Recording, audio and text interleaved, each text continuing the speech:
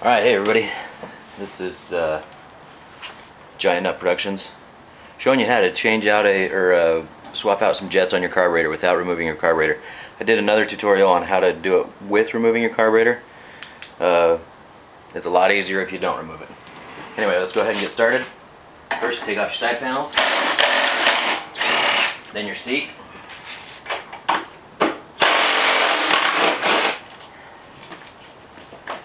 Slide it backwards and up. Pops right off after you take the two bolts off. Then you want to take your gas tank off. That's going to be a 10mm bolt.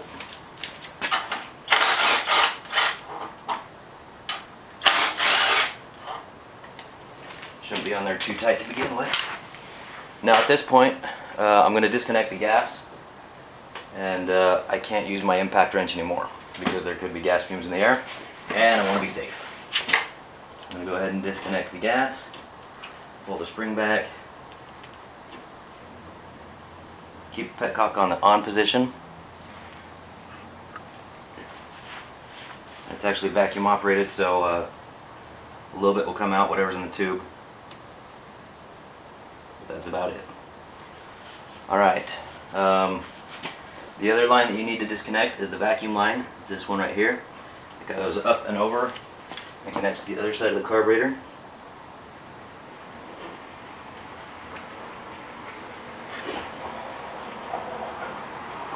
I can remember where that goes. It pops onto the top of your carburetor. Once those are disconnected, get your gas tank up, shimmy it back and forward.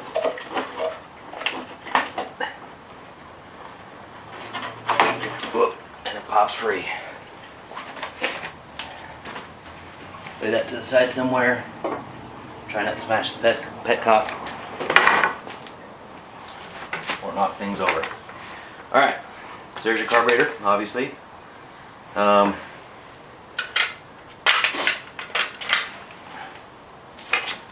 your screwdriver here and touch on this one. I replaced these two bolts with some hex bolts, so they're a little bit easier to get in and out. The other ones were Phillips head, and they stripped out very easily from the last owner.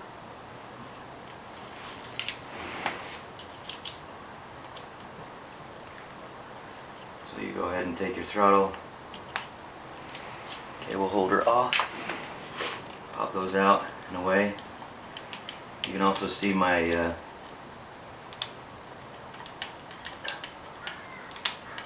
homemade choke knob here, which works excellent, if I might say so.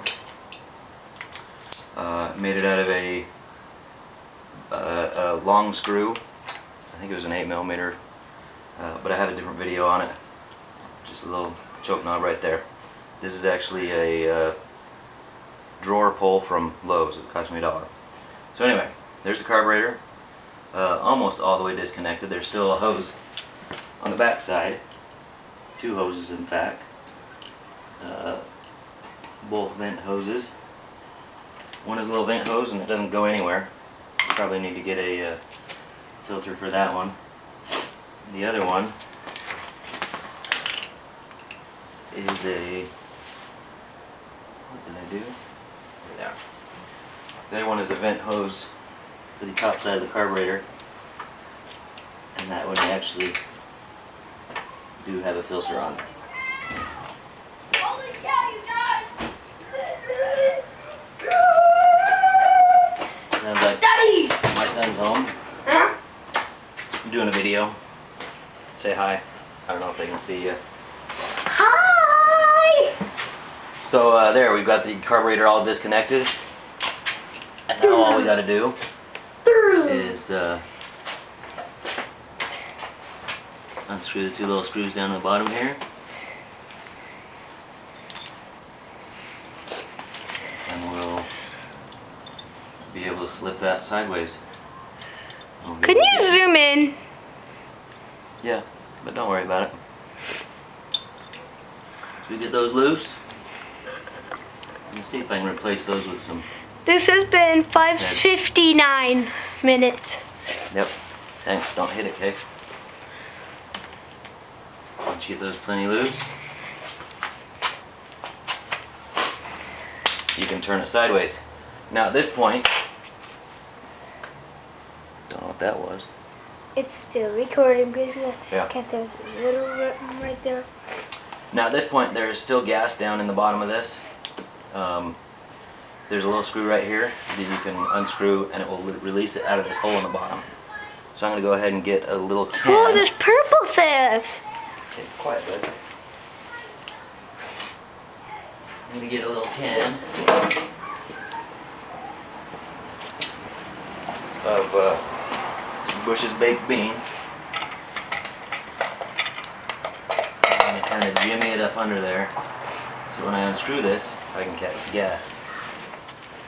Actually, I'll do that, and it'll just drain right down there.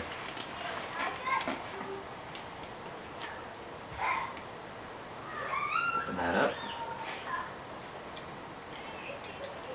and the gas drains right out.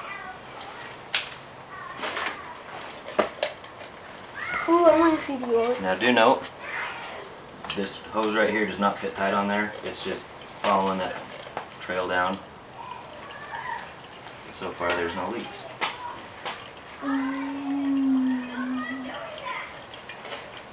That looks like... I know the smell of gas. And that totally smells like gas. Is it gas? Yep. Knew it. That is gasoline that is left down in the bottom of the carburetor. Okay, so at this point, now that you've got the collars unscrewed, you can easily flip this thing to the side. You can work on the top, take the top screws off, take it out, or take out the spring, the slide, drill the slide, cut the spring if you want. I just made a small hole in the slide, and it has made a bit of a difference. The other thing, that's also where you add your washers, add your spacers to raise your pin needle up a little bit. Helps with throttle response, and helps the bike to run a little bit less lean, a little bit richer.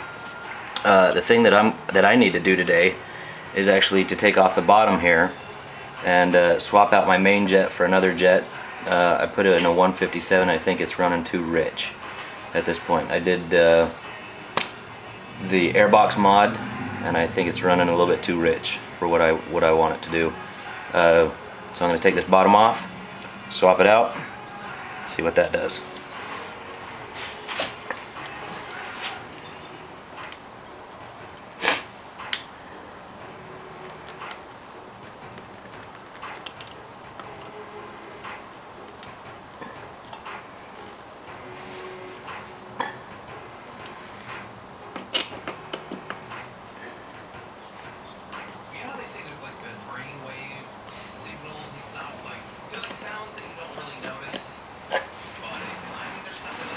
Get that other screw, I'm going to have to turn it the other way.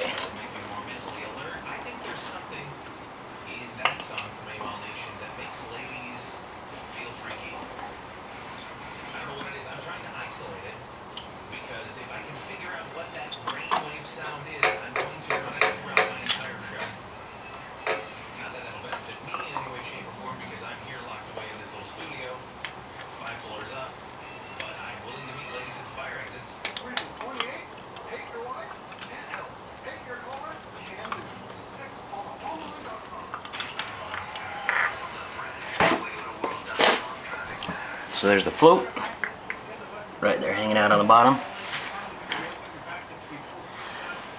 There's the main jet, hanging out there right on the bottom. There's your float. I'm going to pop that main jet out and trade it for a smaller one.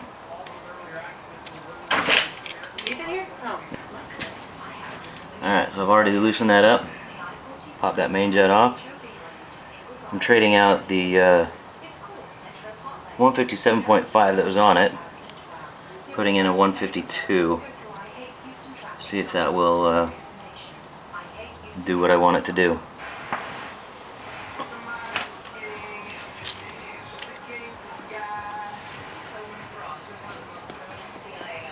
Snug that up. Not too tight.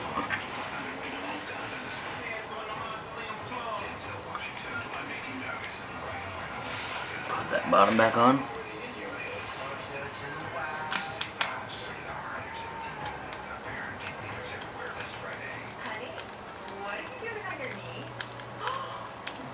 Get screws on here.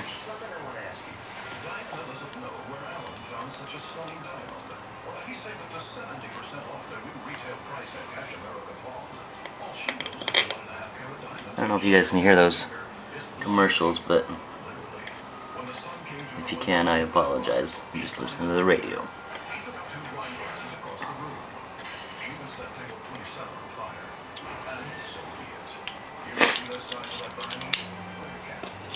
Also, it's a tad cold, so my nose is running. Snug those up.